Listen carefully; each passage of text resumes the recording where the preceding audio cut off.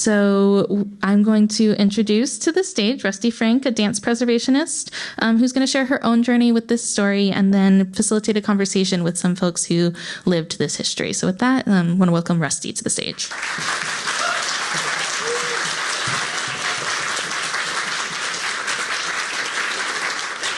Thank you, Joy.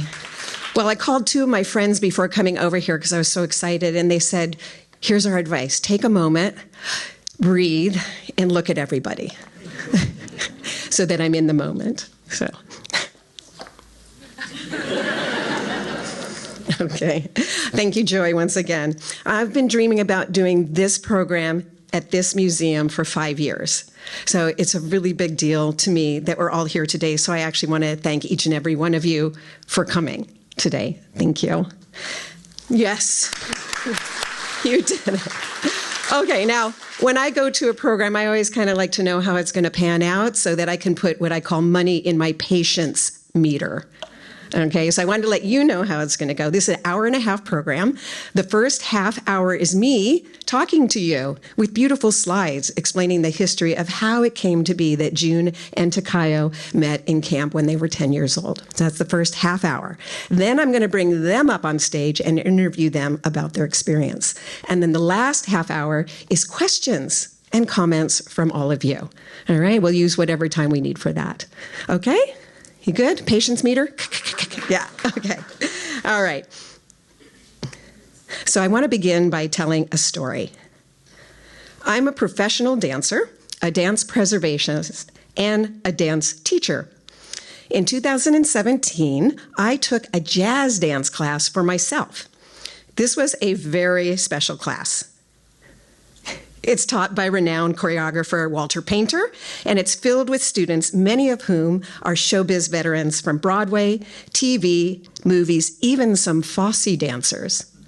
That should, a little ooh, yeah. And I was the youngest in the class by as much as 25 years. Sometimes we'd go out to lunch after, and it was always fun hearing those old showbiz stories. As I'm a dance preservationist, I love hearing those stories, and I always ask a lot of questions.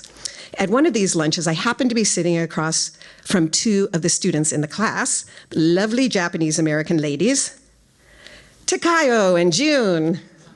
I overheard them saying they were 85 years old and had known each other since they were 10 years old. First of all, I couldn't believe they were 85. I mean, look at them. They were so youthful, exceptional, and filled with a positive life spirit.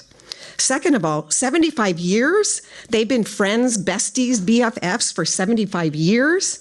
So I naively asked them how they first met. And they looked at me and smiled and said, in camp.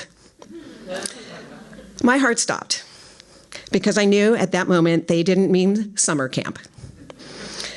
They meant America's concentration camps during the U.S. World War II.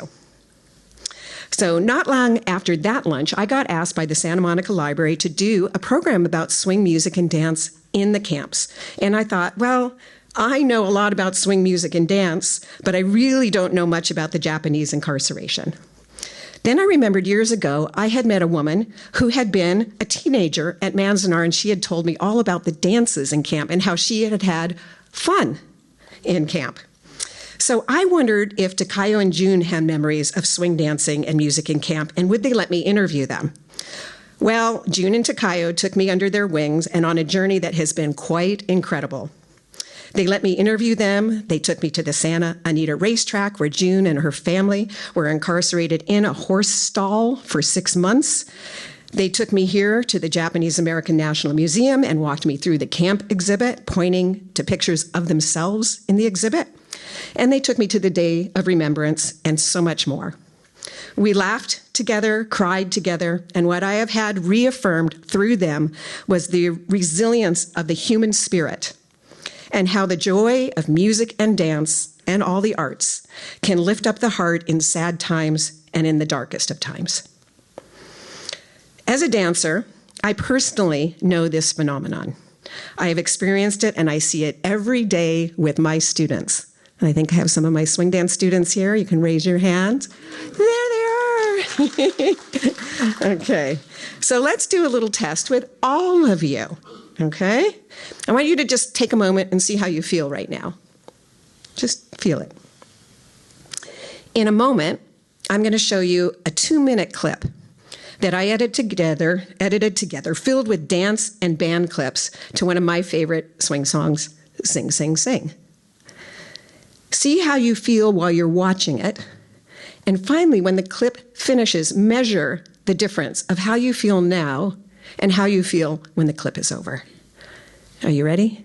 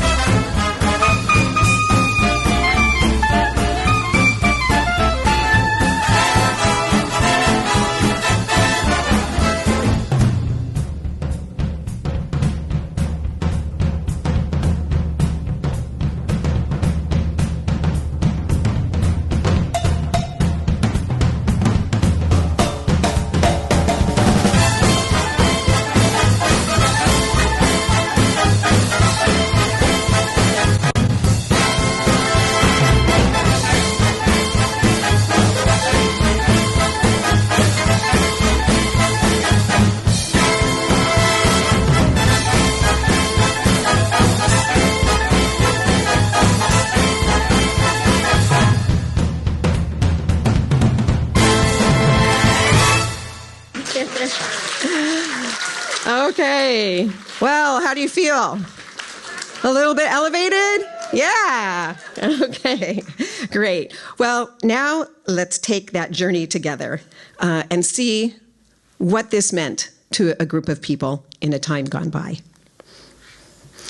As I've mentioned, I'm a dancer and definitely not a World War II historian. So when I started doing the research, I realized how much I didn't know. And I figured there might be a few of you out there in the same boat. So let's begin with a very brief overview. Racism and xenophobia began far before World War II. In fact, beginning with early immigration legislation like the Chinese Exclusion Act of 1882. When the Empire of Japan attacked the United States on December 7th, 1941, at the Pearl Harbor Naval Base in Hawaii, it also launched a rash of fear about national security, especially here on the West Coast. This, combined with economic competition, distrust over cultural separateness, and long-standing anti-Asian racism, turned into a disaster for Japanese Americans in the manifestation of Executive Order 9066, issued by Franklin D. Roosevelt on February 19, 1942.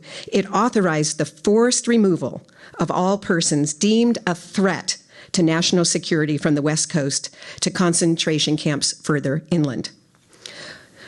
Over 120,000 people of Japanese ancestry from the West Coast were sent first to assembly centers at racetracks and fairgrounds, then to hastily built concentration camps around the United States. 120,000 people. They had 1 week to wrap up their lives, losing much, if not all, of their property, homes, and businesses. No animals were allowed to be brought with them, So in addition to the trauma they were already facing, they also had the agonizing task of hastily finding homes for their pets. They could only pack what they could carry, and they were forced to camps located in the interior of the United States, often in very unfamiliar or hostile environments. Their new homes were rough, unfurnished barrack apartments with no plumbing or kitchens. About 2/3 of all those incarcerated were American citizens, many of whom being young Nisei, second-generation Japanese Americans. The rest were Japanese immigrants who had established lives in the United States. Not one of these American citizens and Japanese immigrants were ever charged with a crime against the United States. In fact, in 1988, with the passage of the Civil Liberties Act, after a long community-led fight for redress and reparations, the United States government admitted that the mass incarceration was due to racial prejudice, wartime hysteria, and a lack of political leadership. In a rare instances of apology by a nation to a previously wronged people, President Reagan made these remarks at the signing. Yet no payment can make up for those lost years. So what is most important in this bill has less to do with property than with honor. For here we admit a wrong. Here we reaffirm our commitment as a nation to equal justice under the law.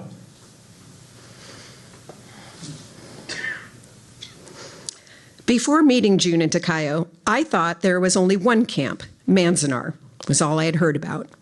But they told me they had met in Rohwer, Arkansas. So I started doing some digging, and what I learned was that there were 10 camps. Here's a map of those camps.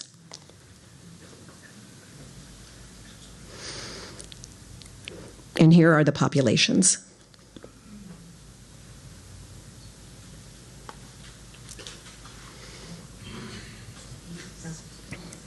Now we know there were at least 75 locations where people of Japanese descent were imprisoned during World War II. In hearing June and Takayo's stories, I kept trying to imagine personally what it was like to lose just about everything, to be told to pack only what you could carry, to know not where you were going or for how long, and all of this while being American citizens. Takayo told me that when she was a little girl, she dreamed about her first train trip. She loved the song Sentimental Journey. And she dreamed about that and her first train trip, traveling all dressed up with little gloves on. And wouldn't you know it, that her first train trip was being sent to prison camp in Arkansas. In looking through those archives, I found pictures and movies of people getting ready to go to camp, and looking into those faces, it all came alive to me. The one that gets me the most is the little boy at the end of the video you're about to see. He's getting off the bus, following those in line in front of him, and seeing the camp for the first time. He's trying to be so brave, but he looks around wondering what is happening to his life.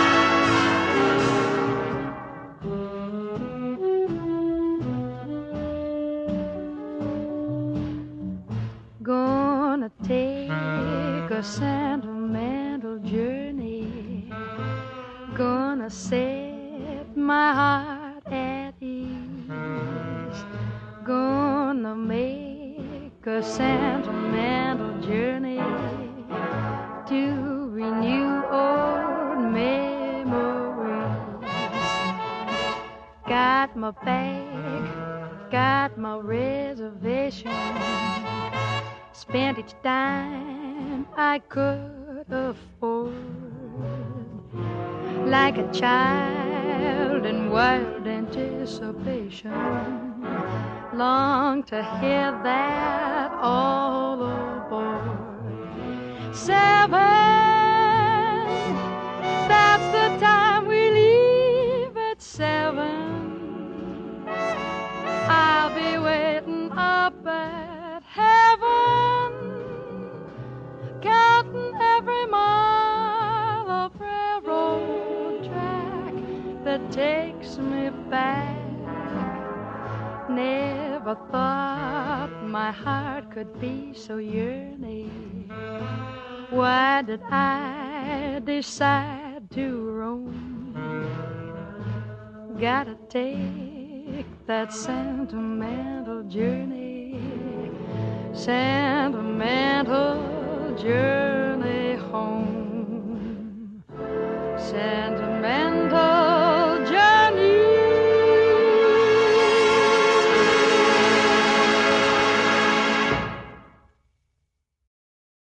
I've never made it through this film once without crying when I see that kid's face. So give me a minute. All right, here we go.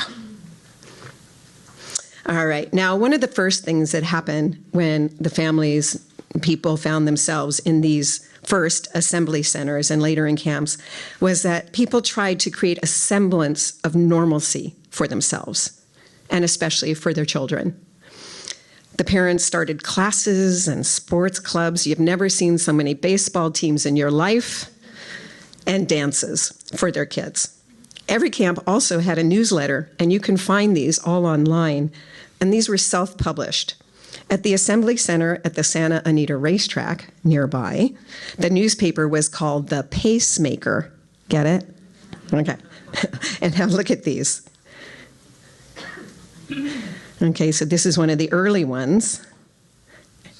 And I love this center headline. I'm going to read it like an old newscaster. Jitterbugs take over at dance. A swing fest instead of the usual sweet and slow dance is scheduled for Thursday evening. Tai Sato, Community Activities Head, revealed today. Over 100 new hot records have been received during the past week.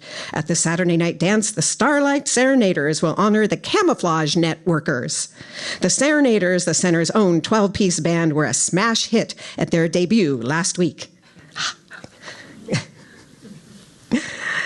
Anita Funita dance attended by 3,000. In a gay holiday mood, the largest dance crowd of the season, numbering over 3,000, attended the Anita Funita dance and jitterbug contest, which climaxed the 2-day Independence Day festivities. How about that?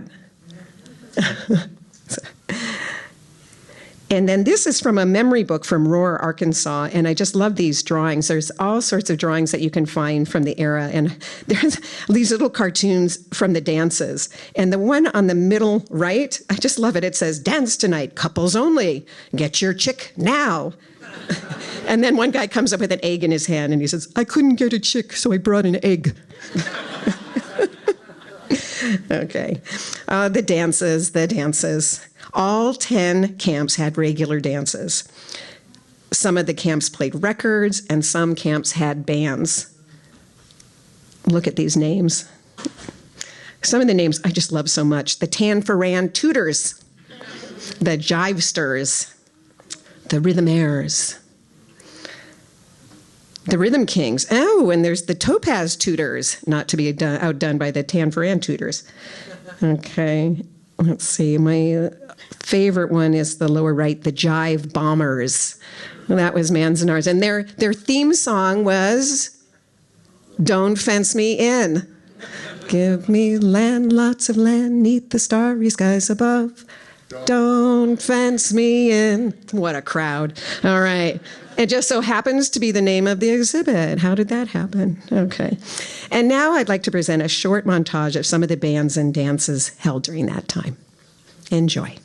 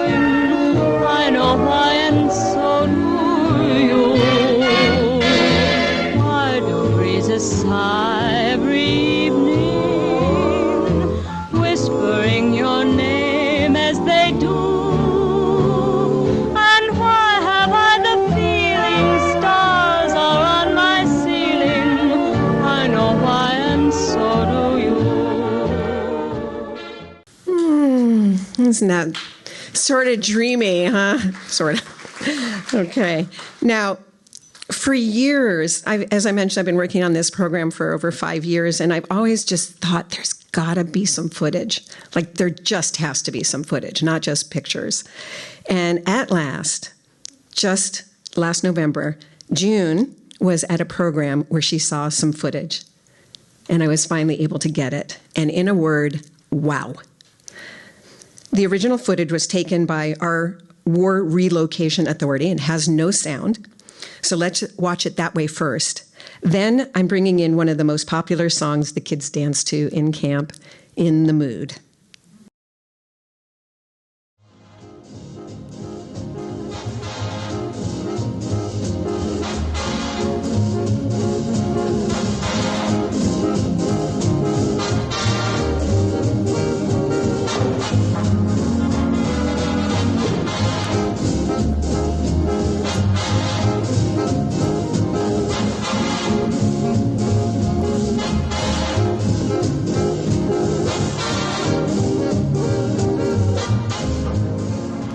Wow, I was so excited. It's different. You know, you see a picture, it's one thing, but when you see the movement, it's just beautiful. Now, before I bring them up, I want to introduce them. So we're going to do a little introduction first. It'll take a few more minutes. The ladies. And there they are. June on the left, and Takayo on the right, and me pre-pandemic. And I want to say the pandemic didn't do it for me, didn't do it to me. It did it for me. Yes. Okay, so this is from January 7th, 2018, and it's the first interview I did with them about their experiences. And this is where they began their education for me. They took me to the Japanese American National Museum, where they took me through the camp exhibit, which is there, and I hope you all go see it today. And with seriousness, and yet still in their spirits, fully intact. And always the spirit of joy and style. They took me to the Santa Anita racetrack. And remember, this is where June was first imprisoned with her family and 8,000 others. This was called the Santa Anita Assembly Center. She walked us all around and showed us where they ate, where they bathed, and the horse stall in which she and her family were forced to live for 6 months. There was a horse there, a thoroughbred. She got to pet it. She showed me where they had classes, religious services, and dances. And after all these years, meeting at 10 years old, always smiling, and enduring friendship of 75, now 80 years. After a very short time, I realized I wanted to give them a gift, something that shows the life force of women who have persisted against so many odds. So I gave them this necklace with the message, "Nevertheless, she persisted." They had become my heroes and inspirations. Their first meeting. I asked June and Takayo how they met, and they answered, baton twirling. I said, what? Baton twirling? And June said that Takayo was teaching a baton twirling class in camp. Who knew that in the 1940s, baton twirling was a thing? Ta-da! Ansel Adams took this photograph at Manzanar. So then I got curious. I had seen this picture before, but I thought, let me do a search on baton twirling in camp. And look.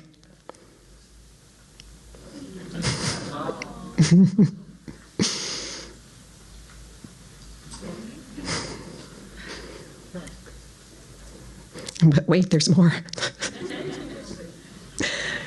And now, the baton twirling queen of Rohwer, Takayo.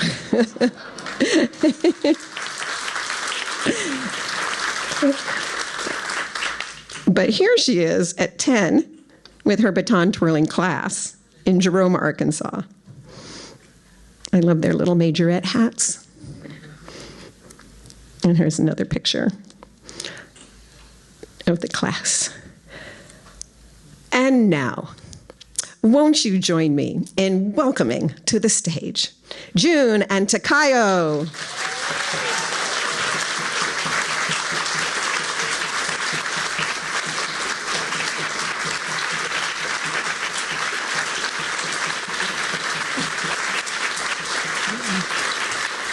And here they are.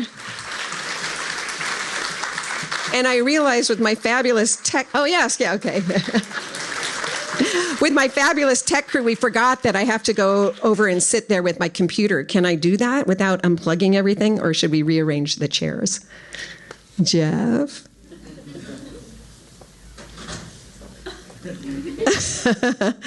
Well, I'm thinking, I'm nervous about unplugging anything here, unless I get the okay from Jeff or Joy. It's very quiet up there. They're up. Jeff, what should I do? Oh, we didn't practice bringing the computer over there to the seat. Will I unplug everything if I do that? Hi, girlfriends. They're so far away. Can we move them closer to me? Sorry, we need to do that. We're going to get this all perfect because it's for posterity. Okay, do you want to stand up while we drag the chair so I can just push you over? It'll be like a Disneyland ride. Way over, right next to me. Super duper. Okay. Ah, the glamour. Okay. Okay, and here's your... Thank you. She's got her phone with her iPhone. May I just say once again, they are 90 years old. So just a round of applause for that.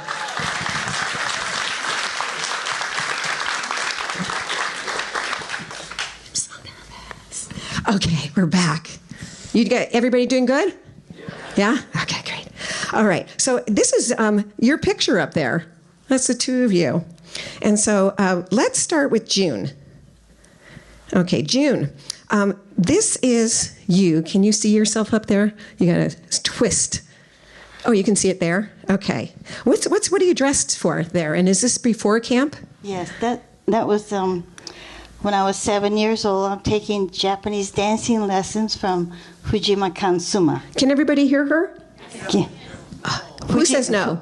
Fuji. There we go. She knows how to use a microphone. Fujima Kansuma was my dance teacher, and that is a picture of me dancing at Kawafuku restaurant here in Little Tokyo. And is she still alive? No. Oh, okay. She passed away at 104 about a month ago. Oh. But she was teaching to the very last day. Wow. Okay, now here's a picture of you with your family. Yes. We lived in Hollywood, California. My mother, my father, my sister, and my brother. We lived on John Street in what they call the Virgil District back then. Okay, and then this, you've often talked about your first day going to the Santa Anita Assembly Center, how they gave you sacks? Yes, they gave us each a pillowcase, and they told us to go to the haystack and fill it with the hay, and that was our mattress that we slept on, and we dragged it to our room or horse stable, and they showed us where we were going to sleep. My mother, my father, and I slept in the back part of the stable, and my sister and my brother slept in the front section, which we called the living room. That's where they keep the hay. Okay, now, before you went into camp, you were only allowed to bring what you could carry, and there was something about your shoes. Oh, yes. I didn't want to wear those ugly brown boots that everybody was buying, so I made my mother buy me white majorette boots. So I had to have white majorette boots, so my mother went out and bought me white majorette boots and a skirt and a top.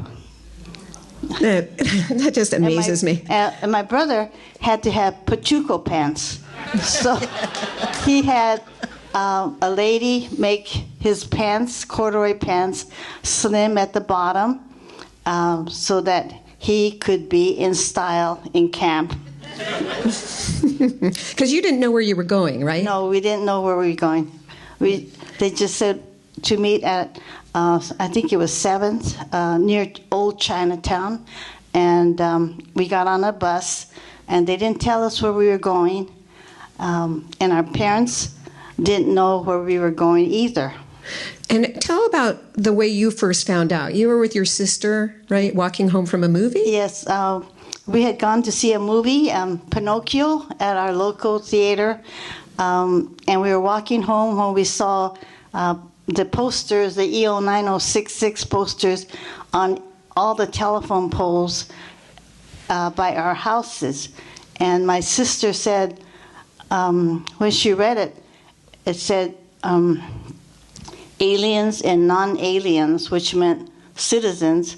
And she said, they can't put us in camp. We're American citizens. I know my civil rights. And she was 1 month from graduating from Belmont High School. And so she said, they can't do this to us, so I'm not going to camp. But my mother and father said, well, if you don't go to camp with us, who's going to take care of us? And who's going to take care of you if you stay outside by yourself? So she reluctantly went to camp with us. And that's her in the top row? Yes. Okay. And your brother with his Bojangles shirt. In camp, they had basketball teams, and his team was named Bojangles after the black tap dancer, and they put on dances, and they had the basketball teams, and it was called Bojangles. And I said, how did you get that T-shirt? And they says, I guess we had it printed outside. And So Bojangles, for those of you who don't know, is the famous tap dancer Bill Robinson. If you've seen some of the old black and white movies, you've seen him. Okay, now here's another picture. Is that you? yeah, that's in camp. Even as desolate as the barracks were, our parents right away started growing flowers, vegetables, plants, and that's in front of our barrack. My mother grew morning glories and night glories, and the Japanese call hyotan, which is gourds.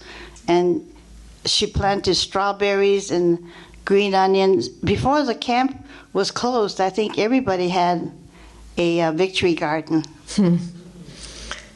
And this is at your camp, Yes. the guard towers and the Yes. barbed wire. That's a picture of Rohwer with the barbed wire fence around it, and the guard tower, and also the picture of I guess a flood or a rainstorm that we had.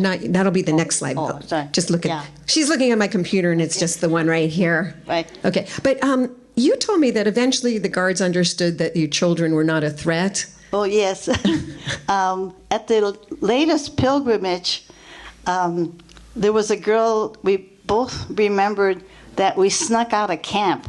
We pulled the barbed wires apart, and we snuck out, and we just sort of waved to the guard tower.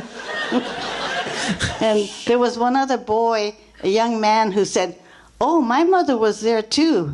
And I said, "Where did your mother live?" And he said, "Block 1." I said, "Well, that's where we snuck out, Block 1." And so we kids, being kids, between 10, it was about 13 at the time, we would sneak out of camp, walk down the road and play in the swamps, and then go walk to the town of Rohwer, where we tried to buy ice cream. And the man says, "We don't sell ice cream." And my friend said, "I want to buy soda." And he says, "We don't have any soda."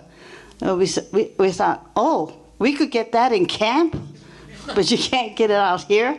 So we felt sorry for the young kids in Rohwer. Yeah. Okay. And now, is this is one of the barracks in Rohwer? Yes. Okay. And now, so you can see it's very desolate there. It's not. These places were really out in the. We were surrounded by forests and one end of the camp, and a lot of the old men. Well, I shouldn't say old. Our parents would walk out to the forest and bring back stumps of wood, and they would start carving beautiful artifacts out of these stumps of trees. And so, and sometimes they would get lost. But oh my goodness! Now this is the flood that some of the weather you were talking about, the extreme weather. And here's a picture of people. Yeah, that's flood. And were there mosquitoes? Oh yeah, lots of mosquitoes. And I, being the youngest in the family, I was spoiled.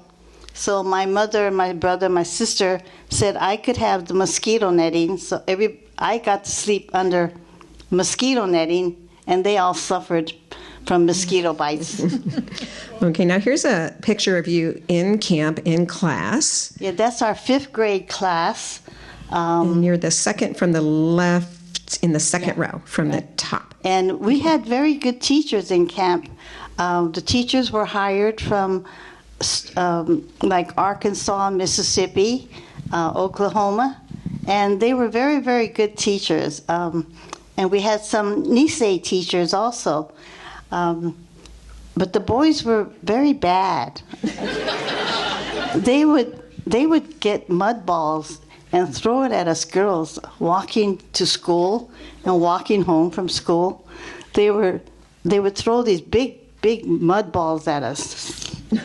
Did you ever find out why? Yeah, we had a reunion, and these same boys that threw mud balls at us were now wearing suits and had white hair. And I said, "Why did you throw those mud balls at us?" And they said, "Because we liked you." Time never changes. Okay. All right. Now, this photo, it's around 1945, and I think you're about going to be 13. Oh, yes. That was my 13th birthday in camp, and I think my sister sent me a dress. My sister had already left camp. If you were a young person and accepted in a school, you were able to leave camp with a Quaker family being your sponsor. So my sister went to St. Paul, Minnesota, and my brother went to Chicago, Illinois, to work. Okay, now before he went to Chicago, there he is, Mr. Zoot Suit. Yeah, that's him in his zoot suit. I asked him the other day, "Do you still have your zoot suit?" He said, "No." I said, "What happened to your hat?" He says, "I don't know." Aw. Yeah, tell how he got that hat. That's kind of an interesting story. Oh, yeah. He was working for the commissary in camp, so they had to go out and buy ice every day in McGee, Arkansas. So being from camp, they were the last to be waited on. So they went to the town to play pool and see a movie. And walking around, he found the zoot suit hat, so he bought it.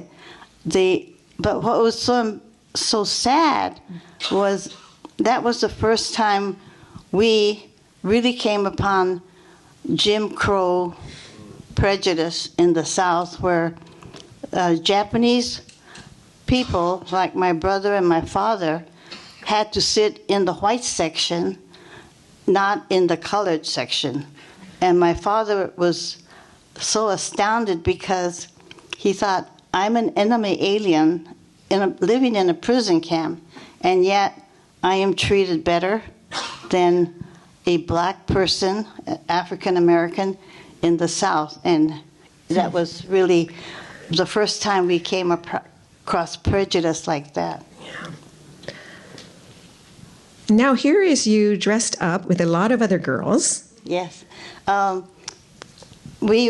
They didn't let us learn the Japanese language in camp, but they did let us entertain the older people with Japanese dancing. So we all took Japanese dancing classes or shamisen lessons or singing, and we didn't have any books, so we had to memorize everything. And that's a picture of the Fujima Kansuma dancers going to Jerome to entertain. And there's Harumi Shibata, Miki Gotanda, Mitsi Matsui, and I don't know the other girls' names, but we danced in camp so often that I got tired one night, and I said, I don't want to dance anymore. And I was kicking and going like this and crying, and after I had my fit, my mother and my teacher said, "Okay, are you okay now?" I said, "Okay." So go up and dance. Okay. Oh. Now, this picture is so interesting to me. Can you tell people about this picture? Yes, that's the last scene leaving Rohwer, Arkansas on a truck. We had to leave camp. They gave us $25 and a train ticket to wherever we wanted to go. And our family went to Denver, Colorado. And that was the picture of us riding on the truck, and that was the last scene leaving Rohwer.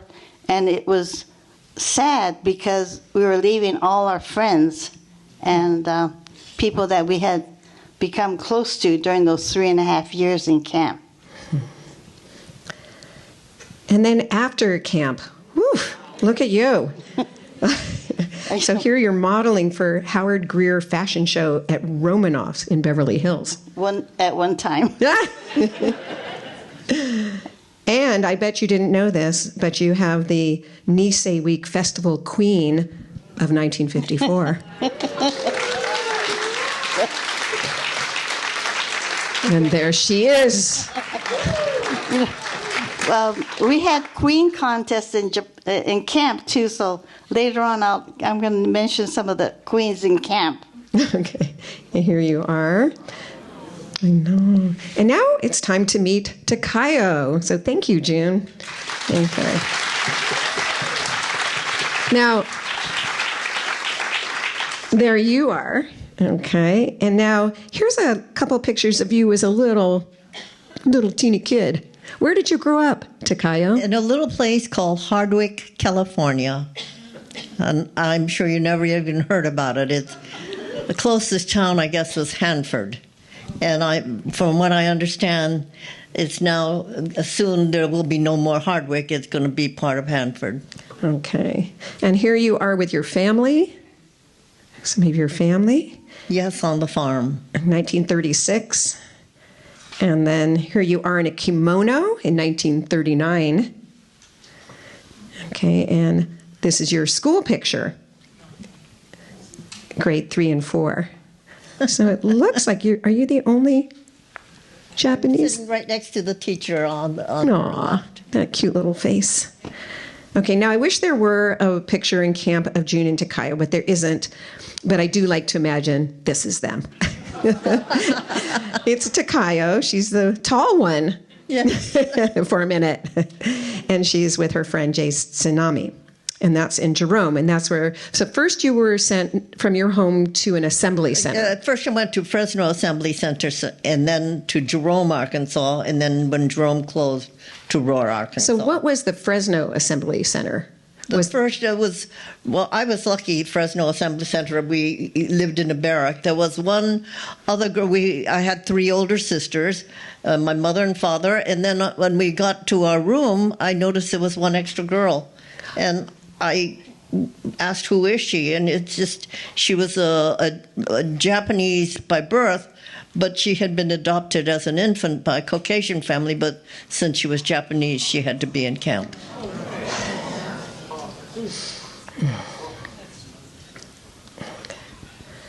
And now this is you in Rohwer with your mother.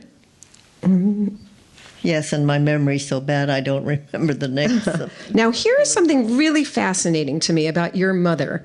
Okay, this is your mother, and it looks like she's teaching an art class.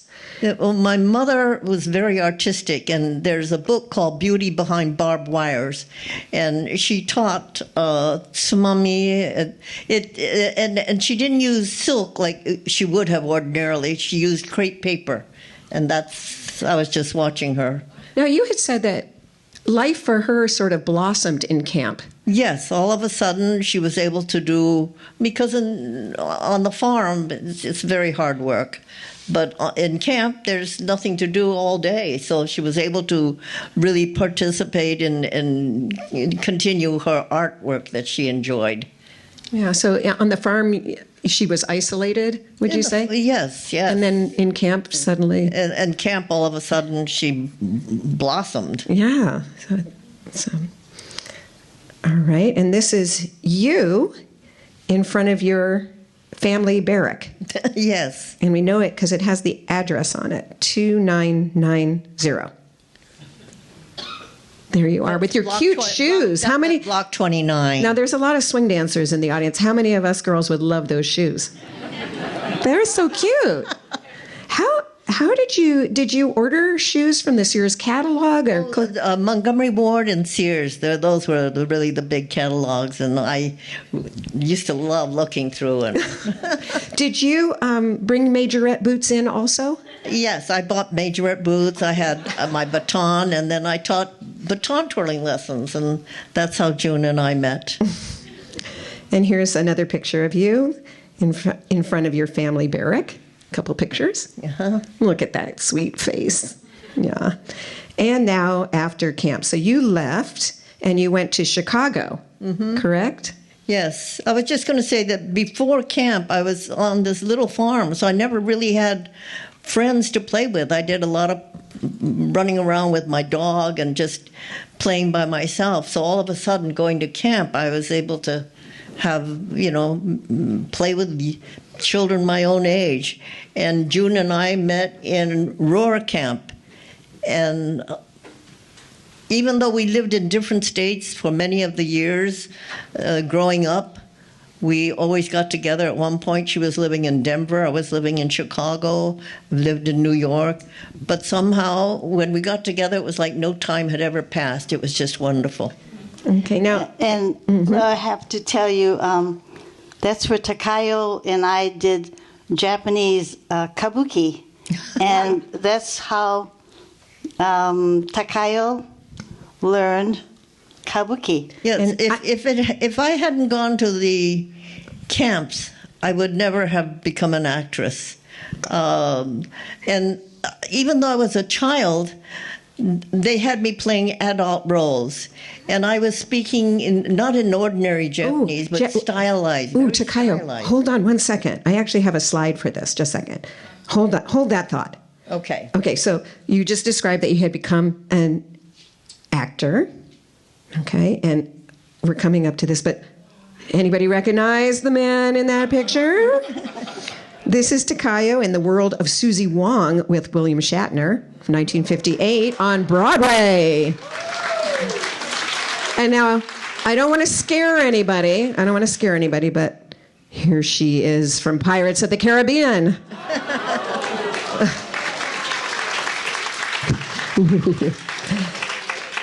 And I love this picture so much because it's autographed. Can you read it? Dearest June, with all my love, Takayo. Yeah. Oh. Okay. And now the only picture of the two of them. So this is what they were starting to talk about. Yeah. And this was the performance group. And wait 1 second, June, hold that thought. There's one more picture, and we just found it. Here they are together. Now, okay, can you describe that picture? This is where you were talking about the... Well, Takayo got her acting bug in learning how to speak kabuki in camp. And I want you to hear what she had to say. Oh, if you were just speaking Japanese normally, you might say, Yura-san ka watashi o mae ni mori tsubusare. But I was doing kabuki, so it would be, Yura-san ka watashi o mae ni mori tsubusare.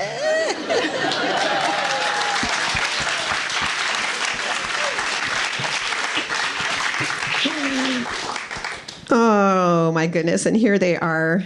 So I love this picture so much. I mean, every time we get together, it's like this love between them. And now they've welcomed me into their lives so beautifully. Now, I have a couple of questions for you before we open it to the people. There were two phrases that the parents used, and one was gaman. Can you describe what that means to everybody? Well, I think most people here know gaman, shikata ga nai, and makenaide. Makenaide means never give up. And I think our parents really emphasized those values to us in camp, that you don't give up and you keep on going. I think that was... And what does shigata ganai mean? Can't be helped. It is what it is. And so being in camp, it is what it is. Just make the best of it. My parents were always grateful for everything. Mm-hmm. And I never heard my parents complain. They just went along with the program. And I never heard my parents complain either. Yeah. And what about that the gaman? What does that mean? It means to stay in strength, to keep up your strength, mm-hmm. and it's okay. Be patient. Yeah, never give up. Come on. So when you were in camp, what were you didn't have plumbing or a kitchen in your barracks. So where'd you go eat? We had mess halls. Every block had a mess hall, and we ate with our friends. We didn't eat as a family, so part of the family structure was gone. because we were so busy playing with our friends, and I guess my mother and father ate with themselves, and my brother ate with his friends, and I ate with my friends. So we were so busy playing. I think family life, as it were, kind of went by the wayside. Nobody stayed in their rooms. We all played outside, and we all there were so many things to do, so many places that they had classes for us, they had crafts for us. We made watermelon necklaces out of watermelon seeds, cantaloupe necklaces out of cantaloupe seeds, I think, and peach rings out of peach seeds. We were always busy. And we only went home in time to before bed check, because they would check at night. Now, The camp. now, you told me that your husband, Marty, sitting over there, told you had to stop saying you had fun in camp.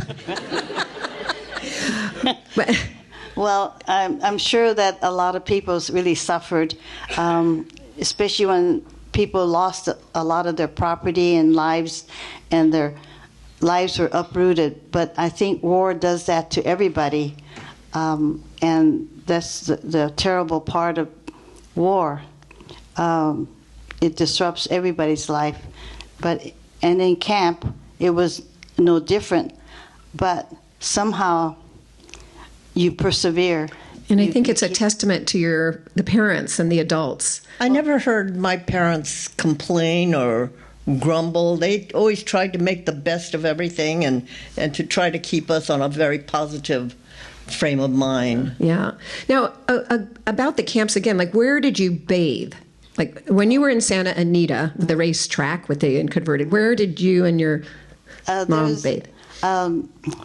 It's still there, the building, a big round building where they still wash the horses before and after races. It was split in half by a plywood board, one half for the men and one half for the women. And my mother just said, just face the wall and you won't see any other person around you to make you feel your privacy. And so that's what we did. Yeah. Now, I kind of got you all here on false pretenses, telling you were going to hear them talk about swing dancing and dances, because in actuality, they were too young to go to the dances. But we would stand around with our shower caps, and we would peek into the windows of the mess halls, and we would watch the big kids dance, and we would go home and copy them.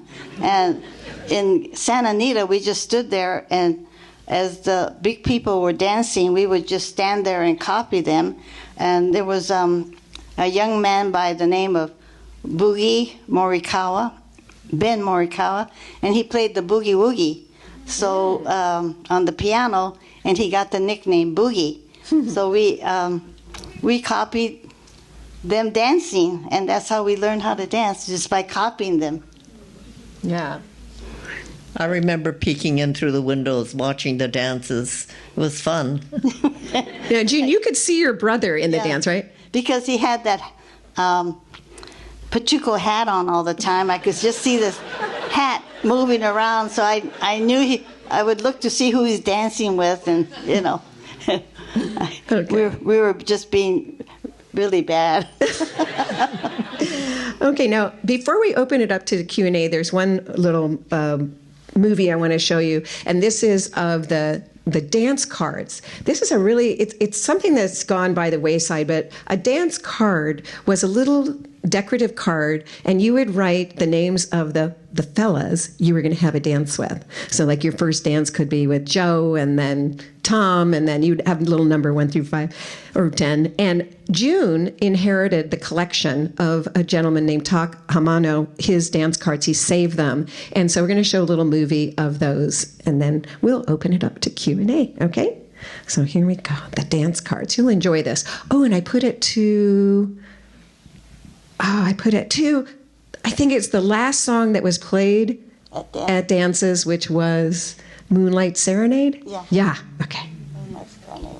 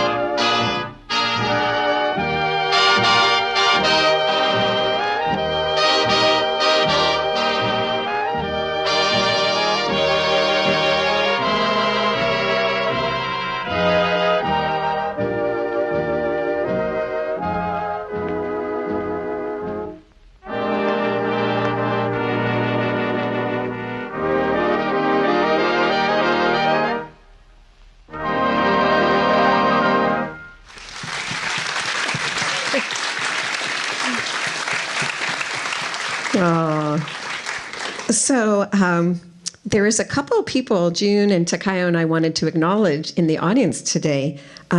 First, June wanted to mention the songbird of Manzanar. She's not here, I don't think. Right. But can you just... Yeah. Mary Kageyama, the songbird, she sings a really mean St. Louis woman, and you could find it online. She was great. She was called the songbird of Manzanar. And I also... Did you want to... Oh, okay. And is Stacy here? Stacy Nakasone? No. Her mother was crowned the Jitterbug Queen in Poston. And let's see, her name was... and Susie Nagano. I know you're Susie, right there. Her father was one of the DJs at Manzanar for the dances. Okay. All right. So now it's time for... Did you have one more? Oh, yeah. Dr. Ron Matsunaga and his wife, Helen, were in Gila, Arizona. That's where they met dancing. Oh, romance through dance. Okay. And, we had queens in camp, too. Lily Iwata was Gila Queen, and so was Miko Taka.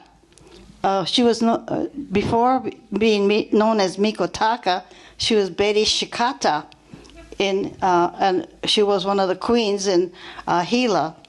And then, excuse me, Yuri Amemiya was a dancer that taught in camp, and she went on to New York to become one of the Martha Graham dancers. Oh, yes. And also, Michiko Iseri taught Japanese dancing in Hart Mountain and went on to New York to dance with Yul Brenner as a choreographer for The King and I. And I just want to get this on camera because it's for posterity. So there were queens in the ones that I knew in Rohwer camp was Shigeko Nakano and Lillian Hananouchi, and also Annabelle, forgot her last name, Akiyoshi. She was Shigeko Nakano, and like I said, Boogie Woogie King was Ben Morikawa, and there's a Kiku Nakamichi who was queen in Jerome. These queen contests were sort of a follow-up on the Nisei Week Queens of Los Angeles, Nisei Festival Queens, and they continued on in camp. So I just wanted to give a shout-out to these people that I found online. Yo Okura was my friend. She was the activities director at Jerome. And of course, there were the Fujima Kansuma dancers. Thank you. And Takayo, yes, please. Takayo, you were a queen also, right? Chicago Nisei queen? Yes, first I was teen queen. Teen queen. Then I became a Nisei queen. Okay, so I just want you to know the queens are here. And actually, sometimes people call me Rusty, the queen of swing. So there's 3 queens here. All right. Now we've got Joy here. I saw her. She's holding a microphone. So would anybody like to ask a question? We still have about 10 or 15 more minutes, which I'm so glad for. So raise your hand if you have a question. We have one right here from my friend Mike Szymanski, a wonderful fellow. Yep, right here. No. Microphone, please. There. He can hold it himself. Hi. Thank you so much for being here. I'm wondering if, while you were growing up, even after, if you ever felt any resentment toward the American government or the older kids, your brother and sister, when they were there, they knew that they shouldn't be there. And if they ever expressed later resentment or anger toward the government. What? My older sister kept saying, I'm an American. I don't have to go to camp. I'm not going to camp. But I never heard her actually saying anything mean after. I mean, she accepted afterwards that she was Japanese, had Japanese blood in her, so she seemed to accept that. But yeah. I know that before she was really quite verbal about not having to go, and that she was American, and she had very strong feelings about that. I think the apology by President Reagan meant a whole lot to us. Even though I felt it was a little too late. My mother and father were gone. Most of the Issei's were gone, the first generation. And most of our older brothers and sisters were gone. And so we as kids, we didn't suffer as much as they did. And yet we heard the apology. And I was sort of sad that my parents didn't get to hear it. I remember I asked Takayo one day what she did with her money that she got. I think it was $25,000? No, $20,000. $20,000. And she said, first of all, she put the envelope on the counter in the kitchen and just stared at it for about a month. Yeah. And then she bought a car. And to me, that was so symbolic of a car, meaning you can go anywhere you want. and freedom. So I thought that was a really good use of the money. Okay, any more questions? Oh, Arthur Dong here, filmmaker, documentarian, and my good friend. All right, right here. And you can just hand it to them. For your parents, that generation who were imprisoned, for a long time, when they were released, this was an experience they wouldn't want to talk about and was ashamed of. I'm wondering, U.S. kids, was that the same, or was it different for U.S. kids having that experience, having been released? Did you talk about it, keep it in? Yeah, I think for us kids, after we came out of camp, the club syndrome continued, and we would have girls' clubs and boys' clubs in Chicago, Denver, in Los Angeles, and it was sort of a continuation of camp. The social life where boy meets girl and the girls get to meet the guys, and have dances like we did in camp. That seemed to continue and help do the healing, and also moving on from camp life to civilian life. And June, I think it's really important for everybody to know the name of your club in Colorado. Well, the Rugged Lovers.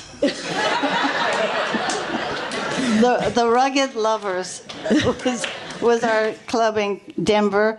I think Takayo was in Mamzelles or in Chicago. I was in a couple of clubs, but my memory is okay. Mamzelles and all the girls had belonged to some kind of club. I belonged at one time to Debonaires and then to the Silhouettes. Yeah, Silhouette. Yeah. Nice. Jolonaise. Wow. That was a different club, but I didn't belong to that one. Okay. Any other questions? Oh, we have one here. We have one down here. Yeah. Hi. So I really love the music. I grew up with my mom and dad listening to the music, and so I became a fan, and I'm listening to it on 40s Junction and the swing music. They have that music in the home all day long on Sirius or Spotify or whatever it is. But I also wanted to mention the power of the music. It's really good, and my mom was also a queen. Oh, as a matter of fact, one of the things we want to do today, we know that there's a lot of camp survivors here. And we want to do a group photo at the end with all of those down here. But just out of curiosity, are there any other camp queens here? Just curious. You didn't have camp kings, though, huh? Or princes, just the queens. Okay. All right. Any other questions? There's somebody up there? Yeah, I have one right here. I have two questions. First one, when you guys left camp, and I heard you were talking about like moving to Denver and Chicago, for your families, were they able to go back to their homes, or like did they also relocate somewhere else as well? Where did your family go, Takayo? Well, our family, we all left camp at different times. So I left camp by myself. I was a teenager, and then my sister, who was a little bit older, was already there. She had a job as a secretary, and one sister joined the cadet nursing corps, and another sister, older sister, went from one other job to also came to Chicago, and she became a secretary, and she stayed with the same company the entire time of her life. She said no, she felt that she had to stay with them because they gave her a job when there was so much prejudice and when she just got out of camp. So even though she was offered other jobs, which I thought she might want to take, she stayed loyal to the one company and to the one person who had hired her. And June, your family went to Colorado? Yes, Denver, Colorado. We had a confectionery store called Mikawaya. We made Japanese mochi and manju. And Mochi. We took over after the Tak Hamano, and the Hamano family came back to Los Angeles to start Umea and Maria here. So. Okay, I think we have time for one more question. Do you have? Yes, Takayo. One more thing I wanted to say. going into camp, I had a chance to learn all sorts of Japanese dance, Japanese drama, Japanese singing, various types of singing, and it was because of that I became an actor. Mm. If I hadn't gone to camp and stayed in California, who knows what I would have done with my life. But you would have been a farmer's wife. I love theater. A farmer's wife. Yes, it gave me a career. With chickens. With chickens. What? You would have been a farmer's wife. Yes, I would have probably been a farmer's wife. And she had a very, very successful. As a matter of fact, she was still acting right through lockdown. Well, not lockdown, but COVID. She was in Babysitter's Club. If there's any Babysitter's Club, she plays the grandmother. She dies, and that is horrible. I had to call her up to make sure everything was still okay. All right. I wanted to mention that Hal Kiemi was a tap dancer in camp. He was sitting right over there. Where? Right here? Oh, he just stepped out for a moment. Okay, well, we'll make sure he comes. Wow, I'll have to talk to him afterwards because tap dancing is my first dance. Yeah. It looks like we have one more question. One more, and then we'll wrap it up. Where's the one more? Okay. Hi, my name is Claire. I'm actually a senior at Harvard, and I traveled to LA to do research for my senior thesis, which is on actually Girl Scout troops in the camps. And so I was curious about if there were Girl Scout troops at Rohwer, and if you guys or had friends that were part of the Girl Scouts, or any kind of memory of that, or the Boy Scouts also. I wasn't in the Girl Scout, but Keiko Nimura, she had pictures of being in the Girl Scouts in Heart Mountain. Mm-hmm. I think it was very popular. Yeah. Before the war, we had to go to Japanese language schools, and we hated it. And so when the wartime came over, they said, no more Japanese language classes. So we said, yay! But then that left time for us to do other things, like learn Japanese culture, the dances and kabuki and playing Japanese instruments. So it was weird that we learned more of our culture in camp than we did if we were here outside. If you had any last words to say to everybody, June, about just facing life, what would you say? Be kind.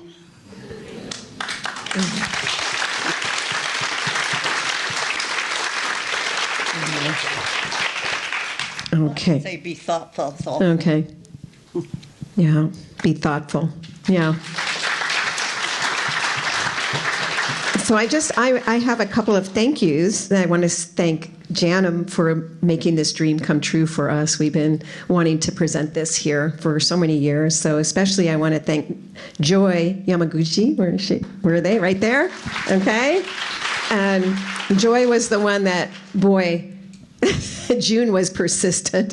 How many emails do you think you got from June? A lot. A lot. Yeah. And then from me, a lot. Okay. You know, one of the things they say about me, they say, what I like about you, Rusty, is that you're pushy, but nice. So, yeah. So in this case, I hope that I was there. And I want to also acknowledge somebody who's not here today, Emily Anderson. She's ill. She was traveling and just got, airplane flu or whatever it is. But she curated the wonderful exhibit of Don't Fence Me In. So make sure that sometime today, remember your ticket today includes admission into the museum. So make sure you go into the museum and see it. The museum is not huge. You'll be able to just wander through. I want to thank Jeff. Jeff, can you hear me? Thank you, Jeff. Jeff is a tech fella today, and he had a very nervous Rusty Frank because I'm a dancer, not a technical wizard. So this was really. I also want to thank all the volunteers with the museum. Thank you for all your work that you do. Okay. And I really, really want to thank, all of you for coming. Okay, thank you for bearing witness. I think this is what I want to say, for bearing witness of this story. And I want to thank June and Takayo in a little special way. And so I have my friend Betty up there. She's going to come down here.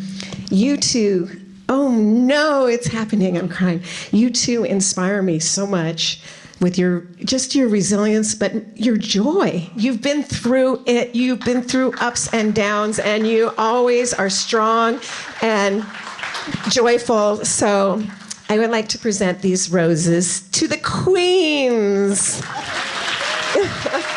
Thank you, Betty. I mean, you should have roses, walking around with roses all the time. So thank you, June, and thank you, Takayo, for trusting me to share your story. That's what's so important. Now, Thank you. Yes, now, before we finish it out, I want to say that across the street is such an amazing thing is about to going to happen. You've just heard the story about how music and dance can lift your spirits. You felt it when I showed you the clip. But now we're going to have a dance across the street. This was really important to me when I pitched this story, the program, because I wanted all of you also to feel what it's like. And now some of you may say, but I don't know how to swing dance, Rusty, so I'm not going to go. But I want to tell you right now, I'm going to be teaching an absolute beginner class. So you have no excuse. Okay, I will make it fun for you, and you'll learn how to do a little bit of swing dancing. And so we've got a big band. It's a 18-piece big band called no kidding around here. It's the Fabulous Esquires. And just to tell you a little bit about them, they are a nonprofit organization whose goal it is to teach young people how to play this beautiful music. And they have a few professional musicians and then young people who get to sit in and feel what it feels like to sit in a saxophone section or a rhythm section. So they're special and wonderful. The band's been going for over 55 years, and it continues to bring in young people. Yes, a round of applause for. So we're going to give you like a half-hour break before that starts, so you can like wander over. And then you can just see some things. But the class will start at around 2:05, 2:06. Something like that. So be there for that. And the other thing is we have 30 taxi dancers for you. Do you know what a taxi dancer is?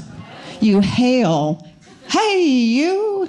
A taxi dancer, you hail your taxi, but it's a dancer, and they're going to be wearing little name tags that say their name, and it says, ask me to dance. Okay, so some of them are here. Raise your hands. Maybe you can have the house lights up a little bit. I know some of them are here. Raise your hands. Stand up. Let's just have you stand up. Stand up if you're one of the Stand up. Stand up if you are one of the dancers. Okay. They're so cute. Kawaii desho? Yeah, okay, so they're here. All right, so I think the last thing we want to do is take the group picture. Yeah, well, I just want to first say, can we get another round of applause for Rusty, June, and Takayo?